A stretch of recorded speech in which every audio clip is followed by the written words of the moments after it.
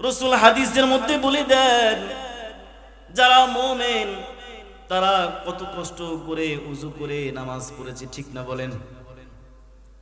একটা কথা প্রসঙ্গ কর্মে বলে দিয়ে যাই, যেই সময় ওযু করতে মনে চায় না, এই সময় যদি আপনি ওযু করেন, রাসূল হাদিসে বলেন তখন দুই দল ফেরেশতা প্রতিযোগিতা করে কে কার আগে সওয়াব লিখবে।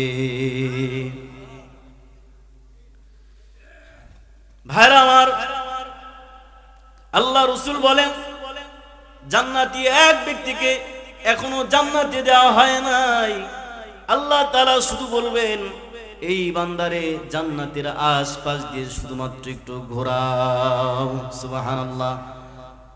জান্নাতের আশপাশ দিয়ে তারে ঘুরিয়ে এবার আল্লাহ তাআলা বলবেন তাকে আমার কাছে নিয়ে আসো।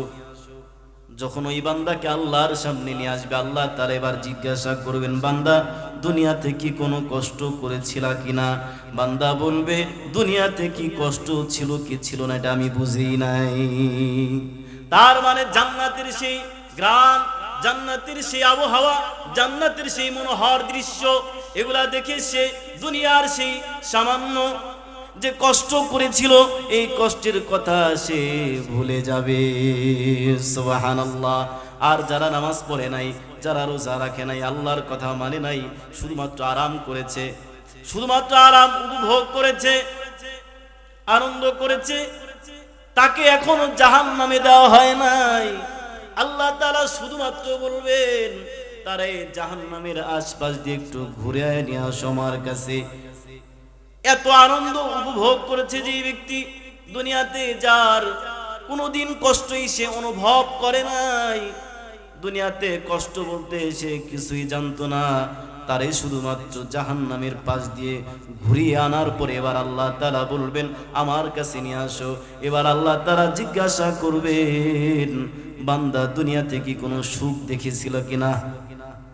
সে পরিষ্কার করে আল্লাহর কসম করে বলবে, আমি সুখ বলতে কিছুই জানতাম না। তাহলে এবার চিন্তা করেন, দুনিয়ার সুখ কি সুখ? বলেন না কেন? দুনিয়ার সুখ কি আসল সুখ নাকি? দুনিয়ার কষ্ট কি আসল কষ্ট নাকি? যদি তাই হতো তাহলে কেন ওই জান্নাতি ব্যক্তি বলল আমি দুনিয়াতে কষ্ট জানতাম না? আর দুনিয়ার সুখ যদি আসলেই সুখ হতো তাহলে এত আনন্দ উপভোগের মাঝে থাকার পরও কেন ওই ব্যক্তি আল্লাহর কসম করে আল্লাহকে অস্বীকার করলো, আমি সুখ বলতে কিছুই জানতাম না? পরিষ্কার হাদিস থেকে প্রতীয়মান হলো যে দুনিয়ার সুখ কিনা, বলেন আসল সুখ না, দুনিয়ার কষ্ট আসল কষ্ট না। মূল সুখ কোথায়? বলেন জান্নাতে। কোথায়? আর মূল কষ্ট কোথায়? জাহান্নামে। তাহলে ওই দিন আল্লাহ তাআলা আমাদের আমলগুলো সবগুলো প্রকাশ করে দিবেন যে কে কে এই আখিরাতের জন্য প্রস্তুতি গ্রহণ করেছিল আর কে করে নাই। সেদিন সবার সামনে প্রকাশ হয়ে যাবে। প্রকাশ হয়ে যাওয়ার পরে যেই ব্যক্তির আমলনামা ভালো না, যে ভালো কাজ করে নাই, তাকে তো আল্লাহ তাআলা ডান হাতে দিবেন না, তাকে আল্লাহ তাআলা বাম হাতে আমলনামা দিবেন। সে বলবে ফায়াকুলু ইয়া লাইতানি লাম উতা কিতাবিয়া। সে বলবে আজকে যদি আমাকে আমলনামা নাই দেওয়া হতো, আলাম আদরি মা হিসাবিয়া, আমি যদি আমার এই হিসাব সম্পর্কে নাই জানতাম, ইয়া লাইতাহা কানাতিল কাদিয়া।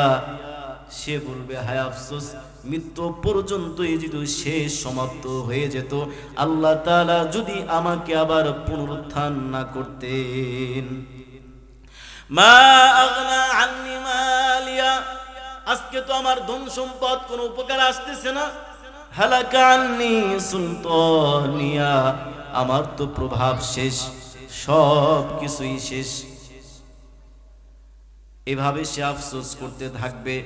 ভাইরা আমার, এই দিনের আফসোস করার আগে আল্লাহ তাআলা অসংখ্য নবী রাসূল প্রেরণ করেছেন আর নবীদেরকে বলে দিয়েছেন, হে নবী উম্মতকে জানায় দেন এমন একটা দিন আসবে যেই দিনের নাম হলো সাক্ষাতের দিন। কিসের দিন? 24 নম্বর পারা সূরা মুমিন আল্লাহ তাআলা এই কথাই বললেন, রাফিউদ দারাজাতি যুল আরশ। আল্লাহ তাআলা হলেন সুউচ্চ মর্যাদার অধিকারী আর আরশের মালিক। কিসের মালিক বলেন? আরশের মালিক। আরশটা কি?